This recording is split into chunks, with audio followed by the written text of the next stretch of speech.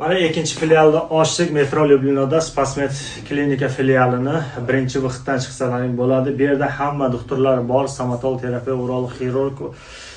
Mana laboratoriya ham ishlayapti. Mana protsedurni kabinetimiz, bolalar kelgan kabinetda osmon qo'llayapti. Hozir sezon rinit boshlangan, allergik rinit, bahor. Keyin mana yoshlar hozir uylanganlar ham, uylanmaganlar ham Moskvada yurib mana fohishalarga boryapti, kelib analiz topshiradi, sifilis, gepatit, hamma laboratoriyada analiz olsak bo'ladi. PCR, mazok, gonorreya ko'p kasalliklari ko'paygan. Keyin gribok kasalligi, jinsal aloqa bilan o'tadigan yoki koja tanaga tegsa, gribok kasalligi o'tadi. Farqi yo'q, rezinka berezinka o'taveradi. Mana shuning uchun kelib analiz topshiryapti, lecheniya qilib beryapmiz. Bizda stomatolog ham bor, hozir kabinetimizni ko'rsatamiz. Stomatolog kabineti. Xo'sh, mana kabinet stomatolog. Xo'sh, bu yerda stomatologimiz obeddan ishlaydi, soat 12 dan keladi.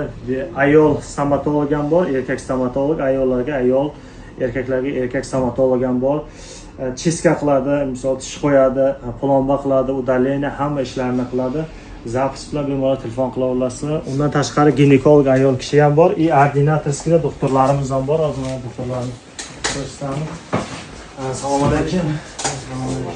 Bu doktor G'ayrajon, terapevt kardiolog, Moskvada ordinaturani tugatgan. Hozir ayni vaqt energetik yoshlar ko'p ichyapti. Energetik bo'yicha kardiolog, EKG, UZI'lar bor, EKG bor, laboratoriya bor.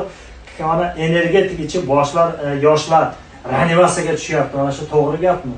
To'g'ri. Shu hozirgi kunda energetik drive, energetik mahsulotlarni gazli ichimliklarni ichib, buni sostavidagi sahr miqdorini oshirib, organizmga sahr kasalligiga duchor bo'lmoqda. O'zi yoshlar kofein yurakka o'zining ta'sirini ko'rsatib, infarkt, insult, reanimatsiya holatlariga tushmoqda. Ehtiyot bo'linglar, yoshlar, bu gazli ichimliklarni ichib sog'lig'ingizga zarar keltirmang. O'z vaqtida tashxisdan o'ting, tavbat. Har bir energetik ichgan odamlar kelib EKG qilsa bo'ladi, yurakda problema chiqyapti. Yoshlarda 20-25 yosh mana kardiolog EKG qilib lecheniya qilib beryapti, analizlar va undan tashqari bolalar ko'p ichyapti. Mana shuning uchun bu spermaning foiziga juda ta'siri katta. Bolalar kelib topshiryapti, spermaning foizi 20-30% chiqyapti. Chunki energetik hamma organlarga ta'siri bor. Даже julutkaga yazva, eroziya, gastrit bo'lyapti, pochkalarga ta'siri bor, prostata beziga ta'siri bor, yurakka ko'p ta'siri bor, hamma narsaga ta'siri ko'p. Insult.